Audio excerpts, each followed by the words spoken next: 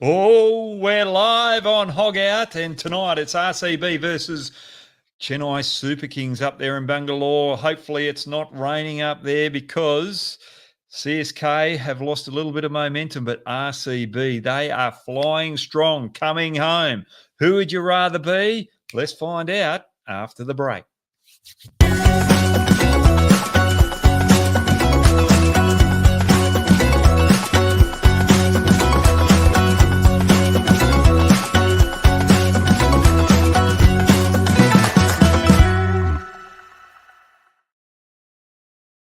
Well, it's Bangalore taking on CSK tonight. It's a top four berth. Bangalore can get into the top four. Chennai, they've got plenty to lose tonight because they could either go to second place or get kicked out of the top four. So Chennai have got more to lose than Bangalore, but the momentum from Bangalore is strong coming home. They're the worst team up until 25th of April. But now they've turned it around to be the best team. And I'm going to show you a few things here of why they've become the best team. Their batting unit have been top notch since 25th the 4th. And this is because of the opening batsman, Virat Kohli. He's got a strike rate of over 180 up the top of the order now.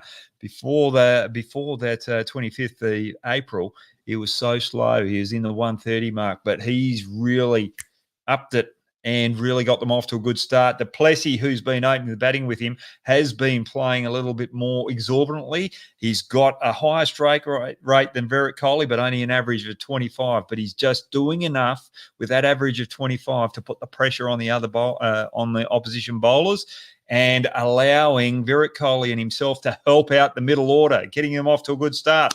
Who's in the middle order tonight? We've got Patidar and Jakes, but Jakes has gone to England. But Patidar and Jakes have turned things around in the middle order for RCB this year. Early on, they were struggling there. Glenn Maxwell was not performing. Green was not performing in the middle over. Patidar got his opportunity with Jakes, and they've really grabbed it with both hands and helped RCB get back to where they are. They've been dominant. They've been in the top 4 or 5 batsmen in the middle order of IPL since 25th of April this year. That's when RCB started to win all the games. But Jakes is not there tonight. Glenn Maxwell gets his opportunity. He's got to come in and bat out number 3 and fill that void of Jakes and not move Patidar and the rest of the order around too much. So Glenn Maxwell is going to have to lift the Australian. He's been a little bit lazy over there and not performing at his best. And there's one other person in this batting lineup that has really lifted and changed his role. And I thought batting out the back end was not good for Cameron Green. I thought he had to be up the top order, but he's outshining Tim David, and that's good for Australia when it comes to the T20 World Cup. We got more options down the bottom, you beauty. But he's got a strike rate of over 100 out the back end. Jakes, Dinesh Karthik, as well as Virat Kohli when he bats out the back end, just have been pounding the bowling attack in the death overs, and that's why RCB have been dominant in this final part of the IPL. But the batting has been reasonably strong. They were just before April 25, the figure that I'm talking about, they were mid-range in the table of batting performances throughout the year. But now they're on top with the batting. But their bowling up until 25th of April was the worst of any outfit. They were diabolical. But now they've turned it around and they are the best bowling unit in the competition. We've got Siraj and Dale opening the bowling with the new ball. They've been dominant, getting the ball to move and picking up wickets. Their economy rate is well under 10. Beforehand, they were getting smashed in the power play overs. They've found their line and length. They've found the rhythm. They've found the answers. But also in the death overs, these two have been sensational. You've got to have good death bowling, but you've also got to have good power play bowling. And these two have really upped the ante. And Dale, he's pretty lucky that he's not in front of Arshdeep Singh at the moment in that T20 World Cup for India. But there's one other guy with the ball as well. Swapnil, the left arm off spinner. This is one area that I thought that they were pretty weak in this tournament with their list early on, spin. But he's come in and he's bowled a few overs in the power play where he's picked up some wickets, but he's also controlled a bit of the momentum of opposition batting lineups in the middle overs as well. This kid has really taken it upon himself to turn things around. And since he's come into the team, RCB have started winning. But there's one match up tonight that I'm really looking forward to. Actually, sorry, before we go there, we'll go to Chennai Super Kings. They have fallen away a bit. And in particular, the middle overs with their batting. And this man here, Dubey, getting back up there, okay, beautiful. He is not batting out the best like we saw at the start of the series. He's got to pick things up. Otherwise, if he doesn't tonight, Chennai are out the back door. So, Dubey, there's a lot of weight on your shoulders. Don't leave it to MS Dhoni to pick things up out the back end. Now, there's one matchup that I'm really looking forward to tonight, and it's the middle overs. Patidar and Glenn Maxwell batting in those middle overs are going to be up against two bowlers that have kept CSK in the contest over the last couple of games, and this is Samajit and Jadeja bowling in those middle overs. These two have been sensational, controlling run rates, Samajit picking up wickets.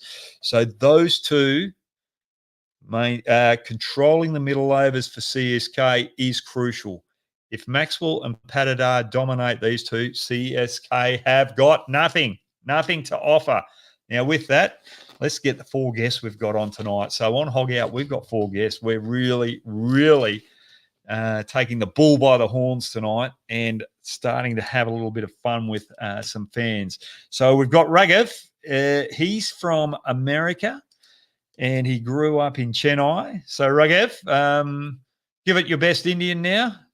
Your Hindi. Can you? Oh, we can't hear you. On mute. Raghav. Okay, that was my bad. I don't speak Hindi, unfortunately. I do speak Tamil, though. Which is a more local. It's a more local language in Chennai. Gee whiz, Brad, work things out. I've done the Tamil Nadu League down there, and I know that you speak Tamil down there, and it's different. I didn't when I was in the studios over at Star last or a couple of years ago. I think they had 7 languages going out the one stage with the commentary. That was sensational. So what made you move over to America, Raghav? Well, great question. Long story short, I was about 16 and I was part of this leadership conference that my school sent me to. And I just found it really fascinating that, you could have kids from about 80 different countries culminate together and, just have a good time and also learn at the same time as well, I guess. Spend time together, learn, get to know one another. And then we kind of realized that, like, the more we spend time with each other, we're like, well, really the only difference between us is, the language we'd speak otherwise at home.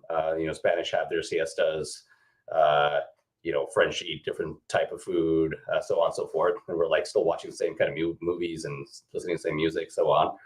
And boundaries really dissipated. And I was like, well, I'd really like to have this opportunity again. So once I went back home after that, a couple of months later, I told my parents, I was like, hey, I'm writing the SAT. And they're like, what do you mean? What is the SAT? And I explained that to them that, what that was is, essentially a test for undergraduate admissions in America. And yeah, they supported me through that. And were willing to part with me for a better part of a decade now. So kudos to my parents and really grateful for their support throughout this journey. And also met my wife here. So things kind of worked out. Let's say that it worked out for the best. But yeah, it's a little bit about myself. Righty-O, for the Indian fans out there that listen, and there's a few that are around that mark where they're studying, and some do want to go internationally. Some want to come to Australia, some want to go to England, but a lot want to go to the US. What was the toughest thing for you moving to the US? I'd say the toughest thing for me moving to the US initially was just the separation from family and friends. First couple of years was a bit challenging, especially when we were hit with a really brutal winter. And my first winter in the United States, I saw a blizzard, and I had no clue what that would feel like, and I was not prepared for it. I didn't even have a proper winter jacket. Like, I had no clue what clothes to wear. I would wear a pair of jeans and try to go to class, and I'm like, oh no, I should probably be wearing sweatpants.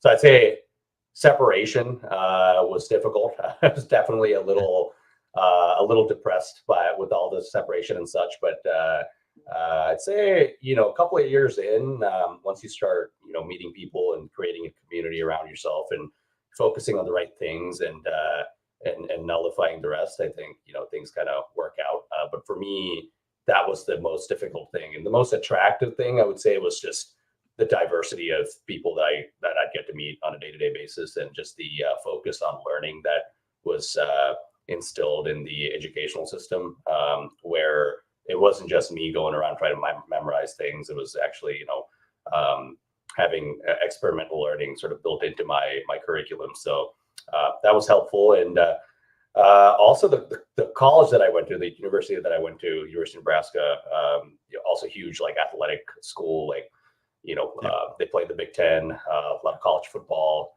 a lot of college baseball, basketball. So yeah, those in that sense was also very interesting. Just got to watch a lot of sports. But no cricket. Now we better get a couple of the other guests up now. Can we get another couple of guests up there, please? AK, we've got Pranav. Pranav, you're on mute. Hello. And Yes. Bhuvan, how are we going? Yes. So Hey guys. Hello. Pranav Hello. is RCB. Melvin is RCB. Bhuvan is CSK, and we've got Raghav is CSK. Now, Pranav and Bhuvan are studying together. Is that right? Yes, sir, we are studying together. Yes. Yep. Now, Bhuvan is an all-rounder, medium pace Yes. bowler, quick bowler. Yes. Yes, medium pace bowler. Yes. Yep. And Pranav, he used to be a fast bowler, but he's got lazy, typical RCB fan, and turned to spin, coming off the short run. That's right. Is that right? Yeah. Yep. Come on, you got to get stuck into me, Pranav. Got to get stuck into me. Yeah. You're the better spinner. Remember, you're the better spinner on this show, Pranav. Yeah. Okay. Yep. I got better economy than you. I like that. I had a terrible wrong. Ask ask a lot of Indian. Ask Glenn Maxwell about it. Melbourne. Ask Ajinkya Rahane about it. Actually, when I was playing for the Rajasthan Royals, Ajinkya Rahane would say, "Don't worry about bringing the bell, Hoggy. I know where it's going." So every time I bowled the wrong one, over cover. Every time I bowled the leggy, over mid wicket. And every time I bowled the straight one, back in the pool that we had out the nets down there at Rajasthan. Melbourne, Melbourne, you've got a game out, technology-wise. It's a cricket game. Can you just explain that quickly? Yeah. So cricket game is called Hit Wicket, and it's a cricket game where it's a mobile game with players with superpowers. So you'll have bowlers who can give negative runs, batsmen who can hit twice the runs. Every 6 is 12. So it's very fun, strategic game where you can gather your squad, have different players, and very interesting game. Right. So Raghuv's got a black belt. Is that a superpower in your bag, in your game? Yep. Hopefully. Smash those balls away. Yep. Smash those bats. Before we get into the questions and we talk about tonight's game, I just want to Raghuv's over there in Texas, and he's a Chennai Super Kings fan, comes from Chennai, as we've just heard, but their Texas Super Kings are over there as well. So we might talk a little bit about that just later, because we want to just get a bit of understanding of what that competition is like. But let's get in tonight's game. Who's going to go first? I've been speaking to Raghuv. I reckon, Bhuvan, you go first, because we'll go CSK first because they're on top of the ladder. Yes. Then today I think the match will get so not too complicated for us, because the rain might have got some messages that rain might help us for some or some runs or something. Yes. Yep. That's our only Yeah. hope. That's Yeah, no, that's not my definitely. only hope. But if you're But- relying on rain, you're in trouble. No. Yeah. You should As not you be. s- Yeah, Have you yeah, seen MS Dhoni in Chinnaswamy is excellent.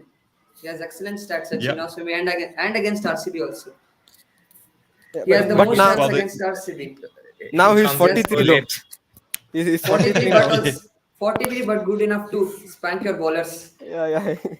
yeah. But Hey, if he's got to come in a lot earlier tonight, Yes. especially if Dubé and Mitchell don't make runs, because you just can't have him walk out in the final over or two with the fans going, "Oh, hit a six." Yes, that fans do a lot. Yeah.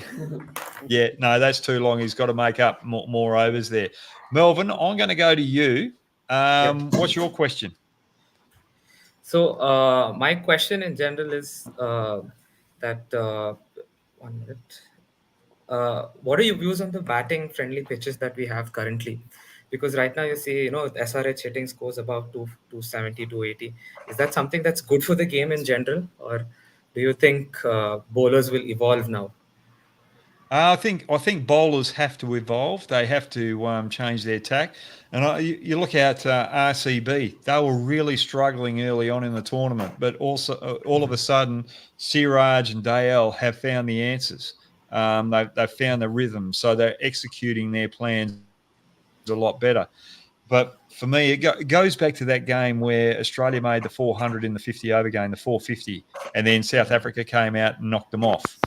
It was exciting for that one-off game, but you don't want to see it all the time. You want to see those low-score games as well. And I go back to the 50-over World Cup. I think it was 2015 here in Australia and New Zealand. Those low-scoring games, if you can remember, over in New Zealand, where it was 150, 160, and Yes. the bowling team defended it in the second innings, and it was right to the wire, right out the end. I love those low-scoring games as well. But for me, for cricket around the world, one thing that I really want is for each venue to have its own characteristic. So for me, Bangalore tonight, generally the games that I've played there, it's been high scoring out the back end. You can really make up the runs out the back end. That's that type of wicket. Then you go to Chennai where you want a little bit of turn. So you want batsmen and players and bowlers to be able to adjust to conditions. So for me, I don't want to see high scoring games all the time. I want to see a bit of mix and match. So yeah, you want that difference. Otherwise, it just becomes like watching a movie. Once you got the plot, it's the same as the movie before. Pranav, can you ask me your questions, please? Okay. Even my question is a bit general. So, why do you think there is a shortage of Indian fast bowling all-rounders?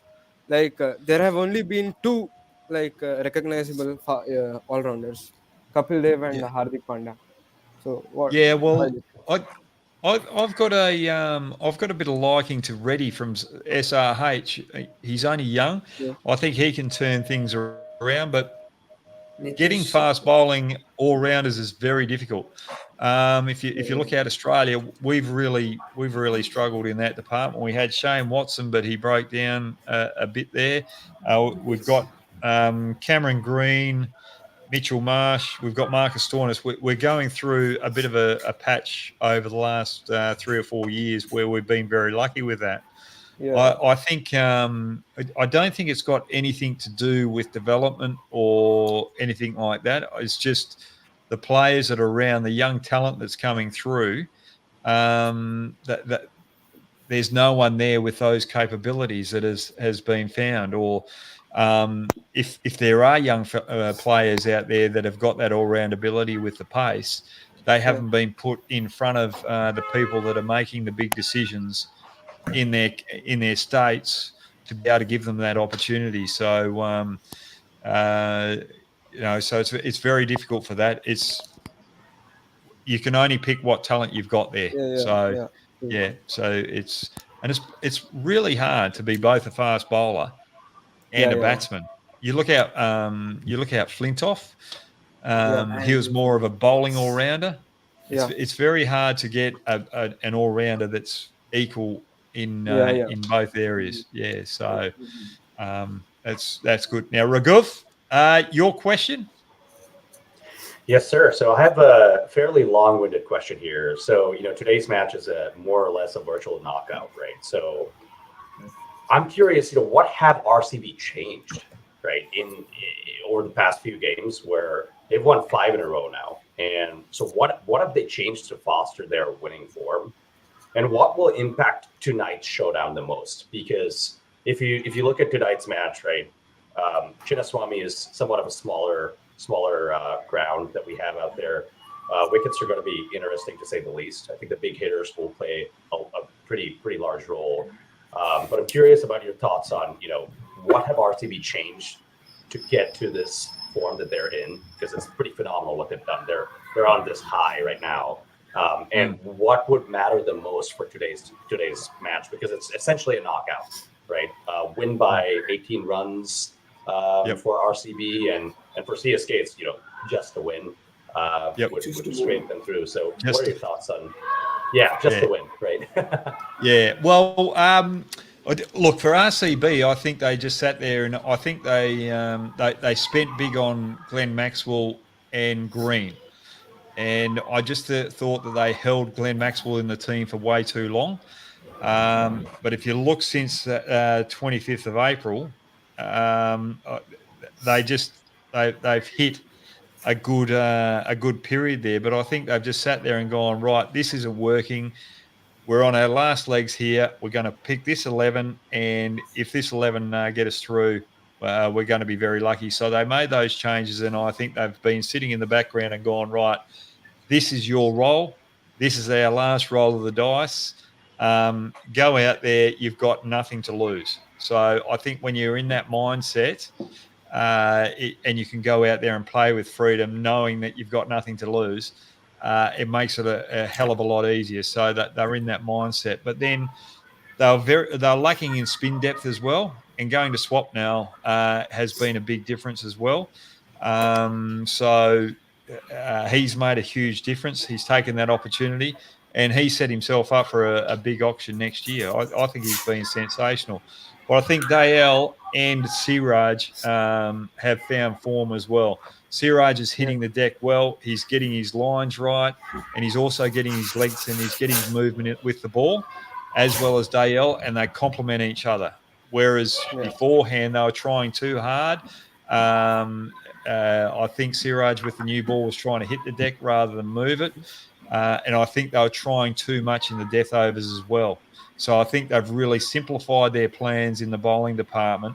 And when you simplify it and you just go, right, these are my... So Shane Bond says it well. When you've got the new ball, you're trying to hit that deck, swing the ball both ways on a good length. If it's not moving, then you go to your 3 lengths. Short, good length, Yorker.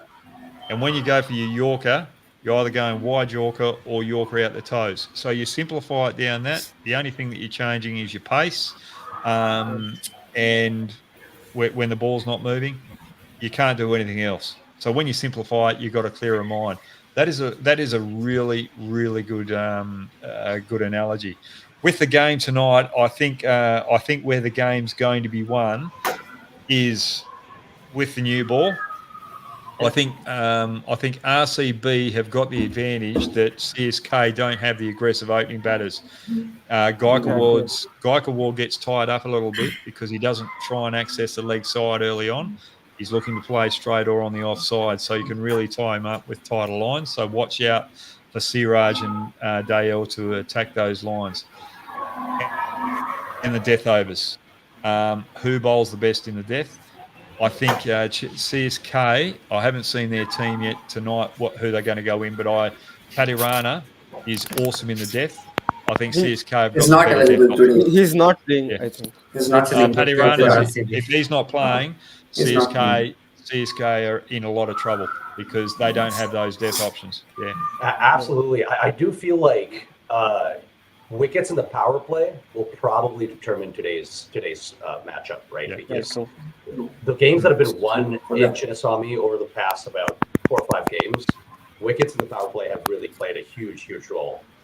Whichever team gets that through, I think is going to have a field day today. Yeah, and I think the big one too is I think the big one would be Desh Pandey to Virat Kohli. Now Virat Kohli likes to he's playing aggressive brand. Instead of going straight, I'll be trying to bowl the ball a little bit wider and make him reach for it early and have 2 steps in play. You've got to open the field up to let him play those strokes. But if he doesn't get it, you get the edge, you get him out early, he doesn't get the boundary. Someone's got some air in the background, something going on in the background. Anyone got that in the background? No. Something's coming through. So if someone's not talking, can you put it on mute? If that's all right? Yeah. Yep. Yeah. Melvin, can you go? Can you talk? Yep. I think it's either Pranav or Bhuvan. Yeah, Bhuvan. I think it's you. I think you've got some noise in the background. Thanks for that, mate. When I come to you, just whack it back on. Melvin, go for it, mate. Yeah, I mean, with the World Cup coming up in the next month, I just thought I'll have your opinions on the top 4 squads to look out for. And the follow-up after that is, what do you think about it being in the US and all? I think even it'll be cool for Raghav, to watch the World Cup matches right at home. So what do you think about how cricket in general, do, with opening up in the US? Yeah, I think it's great that they've got the US in there. I think there's a big market. I think for the US, I think T20 cricket is the ultimate game that we can take there. I don't know whether we should try and take Test cricket there. There's a lot of work for that. That's well down the line. I think the first ever game of Test cricket was either between America and Canada or America and England.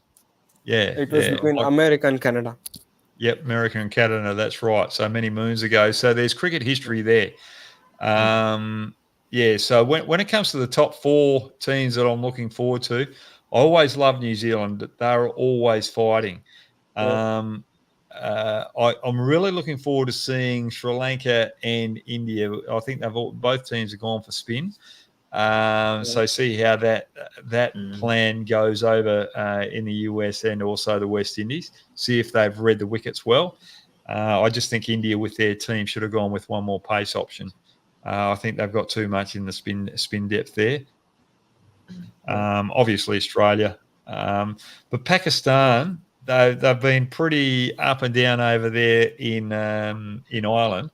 Yeah. They've got Jason Gillespie with their Test coaching, but who's the coach? Kirsten with the one-dayers.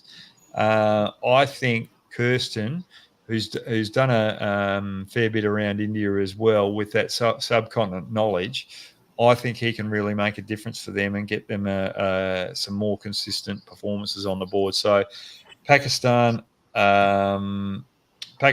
India, Australia, and New Zealand are probably the big ones that I'm going to watch. Yeah, I think the West Indies with their big hitting. Yeah.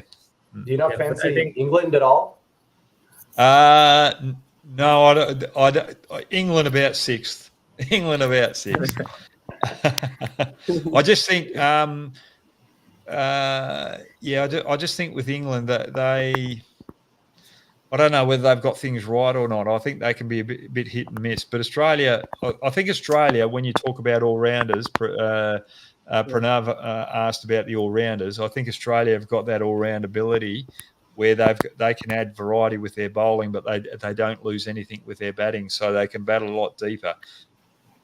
So I think that's where Australia are going to probably have the advantage over the other teams with their all-round depth. So, good question, that. Good question. Pranav, just before you ask, Chennai have won the toss and elected to field. Tekshana's in the team. I'm going to be very, very impressed with him bowling to Maxwell and Patidar in the middle overs. So that's going to be a big one. with Jadeja. So I'm looking forward to that. Simajit probably has to change his role. And have we got RCB there? RCB, well, generally Glenn Maxwell's out 3, so he's come in to fill in with Jakes. Lomraw, I love him down the bottom order. Khan Sharma, and they'll probably bring Swapnil in with that extra option with spin. Lockie Ferguson, Siraj, Dale. That is a very well-balanced team. So for me, looking at both teams, I just think RCB with their momentum, their form, I think they've got a better batting lineup, which has got more power, and I think their bowlers are generally a little bit better than CSK. I think Tekshana will be the one that they'll be a little bit worried about tonight. But other than that, I think the RCB batsmen will be pretty happy to face what's going to be dished up. Anyway, let's get back to the crew. Pranav, what do you think about my summation there? It's good. Ajinkya Rahane is playing today, so I think if he opens, it will be good for us. If he opens, very good for RCB. It'll be good. That's not a question. That's not a question for even Rachin Ravindra is also a good player for opening. He smashes a bit runs for others. Yeah, who was that? Sorry. Yes. One. Yes. Yep. Righty-O. No problems. Raghav, what do you think about Chennai's team tonight going into the game? I think Chennai is going to have to be very careful today because, they're batting second, right? And I think they have to be very smart with their impact sub. Bringing Rahane in may not be the best choice. I think they just have to, if they lose a wicket early, perhaps. But if they don't, right? If they're about, say, 52 for 1 in about 7 overs, 6 or 7 overs, I'd say they should just kind of keep heading and get Rizvi in later on. Rahane probably should come in perhaps only when Chennai lose, say, for example, if they're about 15 for 1 in about 3 overs.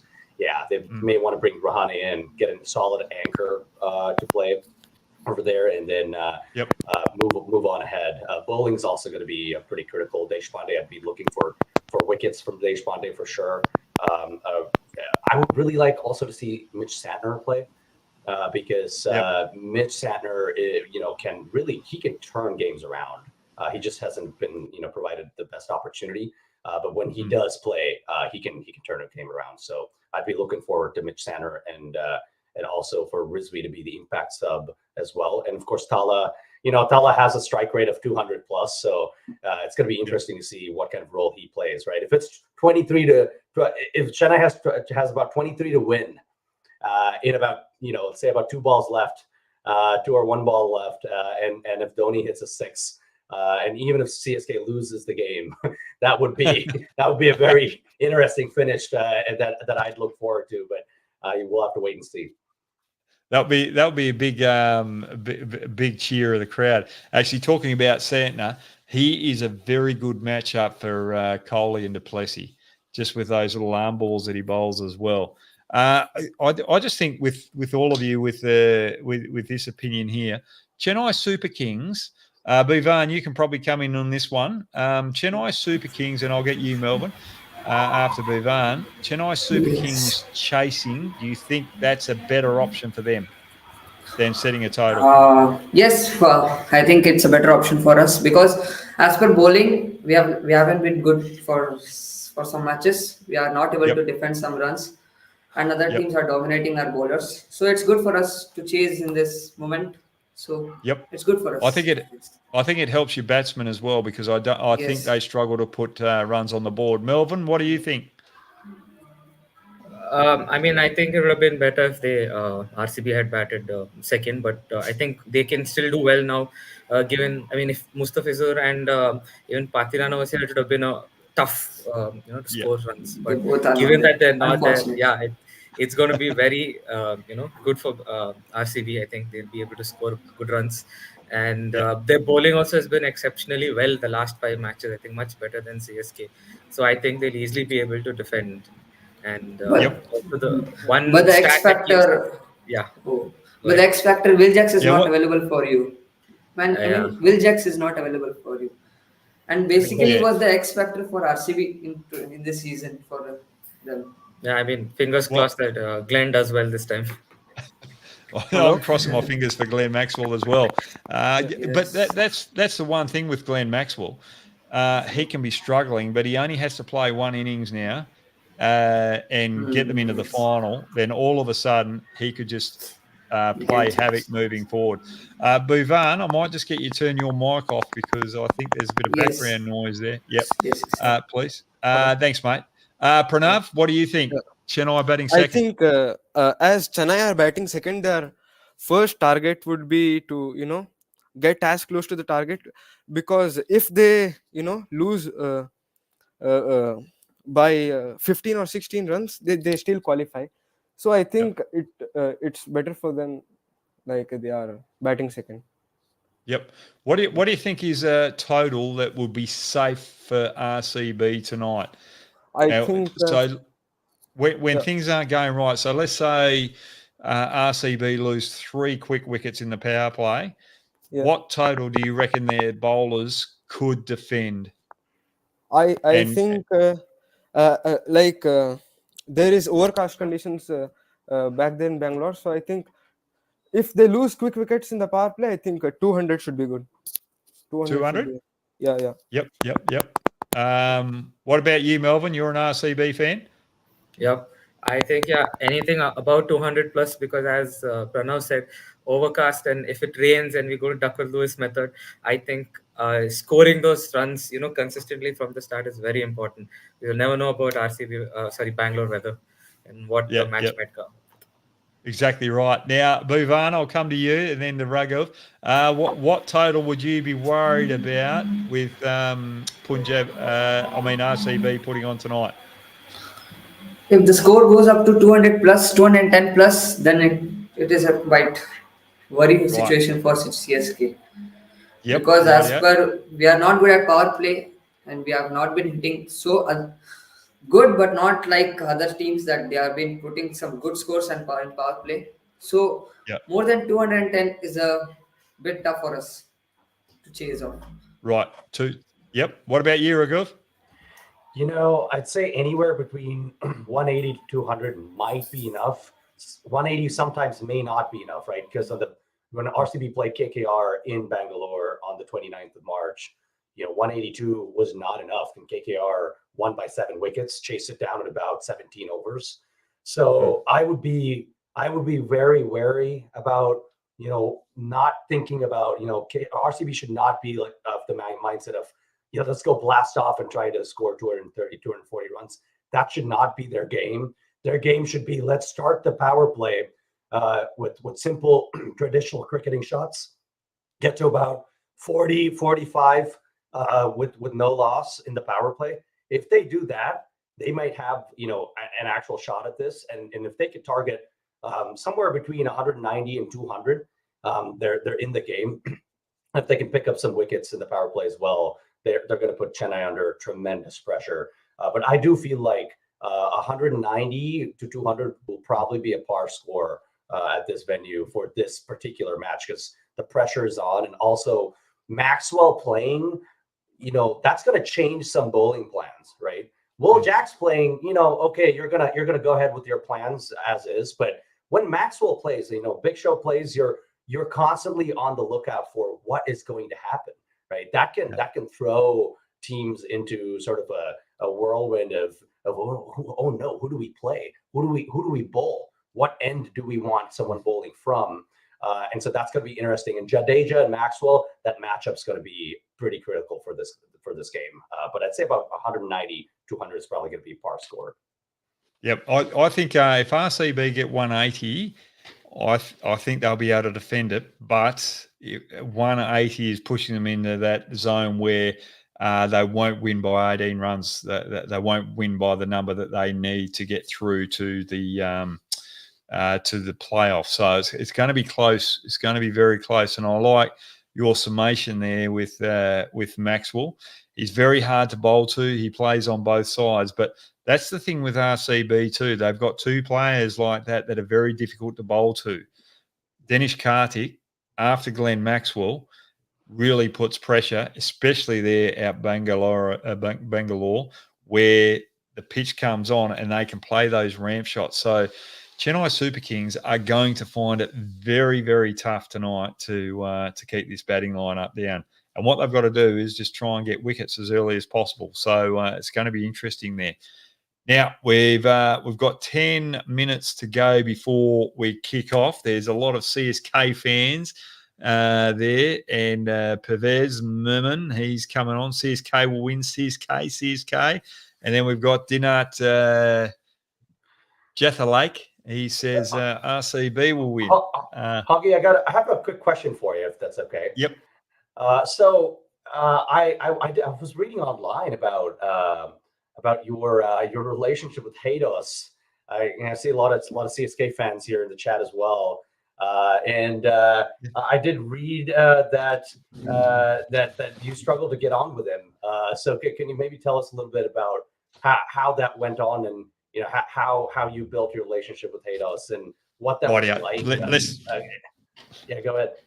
Yeah, no, I'll share this with you because I was a bit of a, how can you say, I was a lot more energetic than most of the other players in the team.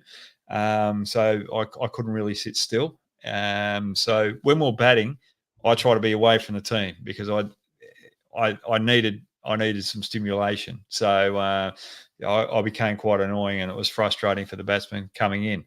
But Hados and JL, I just got back in the Australian lineup in the 1 days, and then I was 12th man for a test match here in Australia. And I've gone up to JL. We're playing England, and I said, go and get stuck into those palms. Come on, JL. He's a teammate from WA. And then I've gone up to Hados to do the same thing. And Hados has sort of told me where to go in no uncertain terms. So I'm walking up the back of the change rooms, and Adam Gilchrist is there. It says, Hoggy, you haven't read the team analysis or the profiles of each of the players, have you, that Mozzie has put forward? Now, Mozzie is Phil Jauncey, a psychologist from America. So he did this profiling for the team. And I said, no, I haven't read it. So I've just got back in the team, and I've had this profile thing for about 2 weeks. I sit there, I pick up the profile, and it says Matthew Hayden. Don't speak to Hados before he goes out to bat. Right, okay. I got on the wrong side of Hados very early on in that side.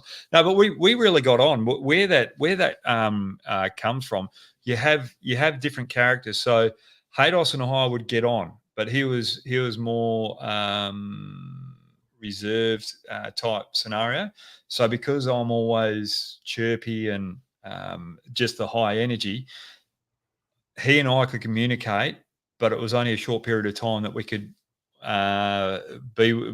be communicating with each other for about half an hour, and then he would have to have a bit of a rest because I'd be on motor mouth type thing. I'd be like a little motorbike going, and he's just the big truck just cruising down the highway type thing. So those different personalities, and that's what you got in your work. But I'll share another story. We were playing in the we're playing in India 2007, I think. Anyway, he put this circle of trust up, and Damien Martin was in the room. It was in the psychologist room. Anyway, he goes, me and Marto in here, and then, the butcher's paper? He had this line down and went over each player and put each player in there. I was the only one there, and I was on the last page. And it sort of hit me a bit there on that, but it was a joke. Now, the circle of trust. What movie has the circle of trust in it? No idea. Couldn't tell you. Meet the Fockers. No idea. Oh, Meet the Fockers. Oh, okay, yeah. yeah. So Meet the Fockers. It's like one big family, huh? Yeah. So he's got this off Meet the Fockers, right? It took me 5 years to realise about the joke, because I didn't watch Meet the Fockers until 5 years after the incident. So that played on me for a while as well. And that's when you're in a team environment, sometimes if you just hold on to something and you don't get the joke, sometimes it can play with you a little bit. But look, Haydos, fantastic team, man, brilliant player. But it's like your work and everything like that. The lesson for this is you might not get on with people in your workplace, but you've got to have that respect because you're all there to help each other out, to get a role done or to get the job done so that your organisation's doing well so that you can make a living to survive. So we're very lucky in that Australian lineup that we all got on. We're all very close. And we were lucky with that personality profiling that we understood what people's pros and cons were, and we could help each other out. So Haydos was a big player in that. So when you make that statement, we didn't get on. We did get on, but it was just we just had different personalities. So probably it's been written slightly Absolutely. On the negative rather than the positive. Yeah, totally. I mean, people write things for a spin, right? But sounds like you guys got along famously afterward, and that first batch was perhaps a little rough because Haydos is Haydos, and I've heard about how he would talk about smashing people for sixes in the dressing room right before a game, and talk about his plans of like I'm gonna beat him to the left side and I'm gonna smash him over long off and so on. So definitely heard about quite a bit of the stuff that goes on in your guys' dressing room as well, and of course in CSK too. Yeah, well, it's a mindset too. So in that personality profiling, if he wasn't in that state, then I'd go up to him and or anyone in the team would go up to him and go, "Are you going to let this bugger beat you today?"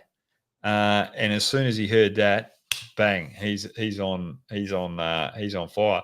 So someone like a Mike Hussey, who's a Chennai Super Kings player as well in the coaching box, I played with him with WA for a while, but he had a profile where he had to really analyse the game, and he was analysing the game out in the middle. So when I was batting with him, he'd be talking to me, "Oh, I've got to get my elbow here," or "I've got to do this, I've got to hit the ball in the gap."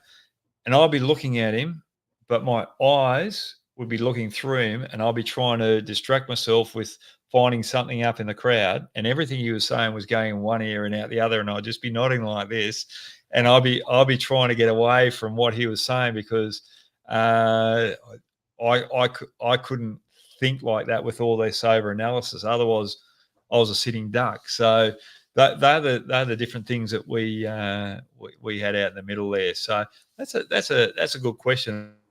I love sharing those things because it hopefully it can help with people's relationships out there as well. Because there's always a positive, there's always a negative for someone. What's that? You can always. Oh, that's right. So there's a bagel on a table, right? And you're there with your mate, and all these bagels are getting sold on the table, and you say, "Oh, right, it's a free bagel. Let's line up." And your mate goes, "No, I can't be bothered lining up for the free bagel." So one guy's seen the free bagel, he's hungry. The other guy's hungry, but he's seen the big line. So you see things slightly different to other people, and sometimes we get that narrow focus where we don't see the big picture and we don't understand each other. So that's all Absolutely. Good. Now, have we got one other question from each of you quickly? Yeah. We'll go for go on. Yeah. Go for it.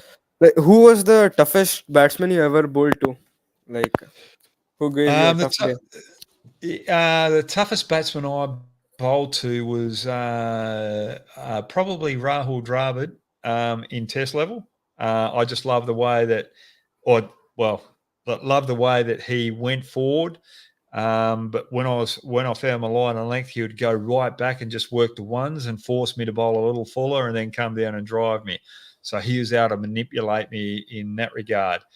Brian Lara used to love bowling against him, very aggressive. So if I had mid-wicket vacant and it's turning massively away from him, he would hit me through that particular region for 4 just to say, hey, Hoggy, you're no good, mate. I've got you covered. And then I'd change the field and he would hit me through that gap. So he was challenging like that. Sachin Tendulkar just had a solid defence. He was just going to wear you down. When it came to T20 cricket, Kevin Peterson out the back end, he was tough because he played as a small player and a tall player as well. So your margin for missing your length was not much. You had to put it on a penny. So if you're slightly full, he'd reach out and sweep you or reverse sweep you. If you're just slightly short, he would crouch down and still muscle it over the boundary. Virender Sehwag in all forms of the game gives me nightmares. So Virender Sehwag was probably the hardest to bowl to. Glenn Maxwell too, with spin with his reverse sweeping and the type of shots that he plays can be difficult to play when he's on song too. But Virender Sehwag, bee's knees. Yep, by a mile from batters that I play against. Actually, talking about batters, I'll just share this one with you quickly. Gilly came over to West Australian, Adam Gilchrist. He's another tough player. He's one of the best players I've ever played, and he changed the game of cricket. But he came over from New South Wales to WA, and we're going to pick him as a keeper. And he's playing for Perth in a club game, and I've just started bowling some leg spin, and I'm playing for Freo, and I'm pretty West Australian parochial. I don't like interstate players coming in and taking a local spot. So I'm bowling a Gilly. I give him a little bit of a sledge. I don't even know him at this stage. I've just met him around the training track out the state game. What do you think my figures were for the next 2 overs? Not very good. Not very good. I think he hit me for about 40 off the next 2 overs. So he said, Hoggy, you're going to talk like that to me, I'm going to give you a bit of a lesson. So I learned pretty quickly. Be nice to Adam Gilchrist. So he was always a talent. So keep your mouth shut when you're out in the middle against people that you don't know. So you work out your personalities, and that's where you work them around. Gee, I've shared a bit with you guys, haven't I, tonight? That was a good question, Pranav. Melvin, have you got one before I go? Yeah, just even before the question, I really love your insight on the personality profiling, because that's not something you usually hear, as a fan. You only see the physical aspect of the match. You don't see the mental thing that goes into, and the team sync, right? I think that is a very good insight. Question is that, RCB question, with Kohli's stellar performance, do you think for World Cup it'll be good for him and Rohit to start off as openers and follow up with Sky, or do you think there's something else that can? Look, I'd go with Virat Kohli opening the batting with Rohit Sharma. I just think the only worry that I have with Rohit at the moment is he's not in the best of form, or hasn't really shone that this year for Mumbai Indians. He's had a few good performances, but he's really got to lift, and he's got to set the tone up front. He can't afford to be slow in that power play, because I think if it's those slow turning wickets that they expect, you've got to make the most of the new ball. So you've got to be aggressive there. If you're not aggressive, all of a sudden you put extra pressure on that powerful middle order, and you can't afford to do that, because if that powerful middle order have to make up for a slow start, that's probably could be the kryptonite for India in this World Cup. And look, I'm not saying that in a negative sense, because Rohit Sharma is an absolute legend. The game is changing. So sometimes you've got to change with the game. And if you look at all the greats, they come to an end when they haven't been able to keep up with that change. So Rohit's probably got to make a quick shift with the way that he approaches his batting. but when he's on song, he's one of the best to watch. One of the beautiful, best stroke makers. Bhuvan, have you got one last question before we go? What are your views on not selecting Rinku Singh for the T20 World Cup? Look, I think with Rinko, I think it's pretty tough on him. But I think you've got plenty of better options there at the moment. And you're looking at those all-rounders. You've got Jadeja and Hardik Pandya, Axar Patel there. So I just think you need that extra depth with your batting. So, I think Rinku has probably been shoved out because of the all-round ability that you've got there. And I think you need that extra depth. You need to be able to have that ability to have a sixth bowling option, but also to be able to bat down to number 8. You've got to have those options. So Rinko Singh, brilliant, but he'll get more opportunities down the track for India. So good questions. Right. Okay, I know we're running out of time. I have a very quick question for you, if that's okay. Yeah, go for it. So you retired from international cricket in 2008, then made a comeback in 2011 in the Big Bash League, and in 2014 I think you were the man of the match in the BBL final as well, and you then went back to play the Australian T20 side for the series in South Africa as well. So how was it like to get back into a side that was already pretty much packed with a lot of talent, as I think at 43 years of age, correct me if I'm wrong, but what was that like to get back into the circuit and really be at that level of performance that's almost similar to Dhoni in some ways, where about the same age, right? So what was that like for you? Oh, look, it was awesome. I went through a bit of a bad patch through that particular time. So 2008, got divorced about 2009, or separated with my partner at that stage. And these things happen. It was probably very tough for her with all the travel, and I gave up when I had the opportunity where I was playing Test cricket for Australia. So I chose to give it up to try and save that marriage, and I regret it from day one. And there was always going to be that conflict with my ex-partner and with that dream that I had. So it was disappointing in that regard. So I lost two things that I probably cared about: the family and cricket at that stage. But then when you get the opportunity to reinvent your life and get a new partner who turned things around for me and got me back playing cricket, and then get that opportunity to play for Australia, I'm just so lucky. I'm so blessed, and to be able to play with that younger generation and seeing the game change and move forward, it was just something special, because I'd been in the commentary box as well. And I think the best thing about it, I played for Australia, but the other thing about it was I'd been in the commentary box and I started to be a bit negative towards certain things, and I lost the actual perspective of what it was actually like to play out in the middle. And I was always trying to challenge myself not to do that in the commentary box, but I was doing it.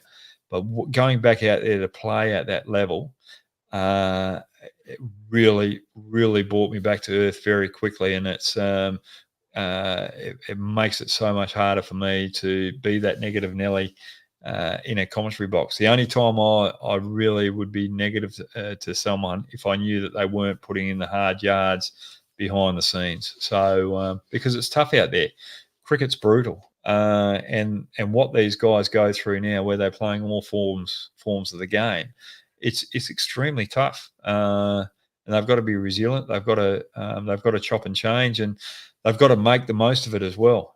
You're playing IPL, you're away from your family for another 2 months, and then you want to have that dream of playing international cricket.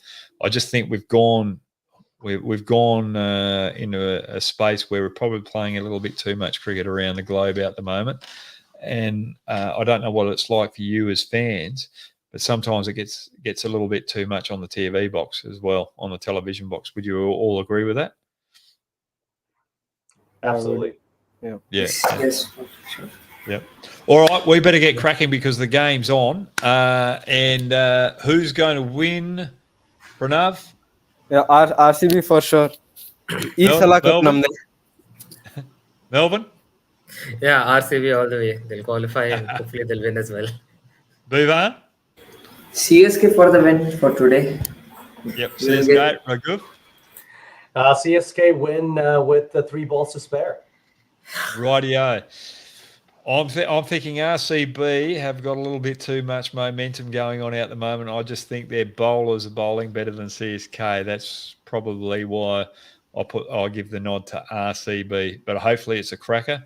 And I think if RCB win this, I reckon they'll go on and probably have a big chance of taking out the final.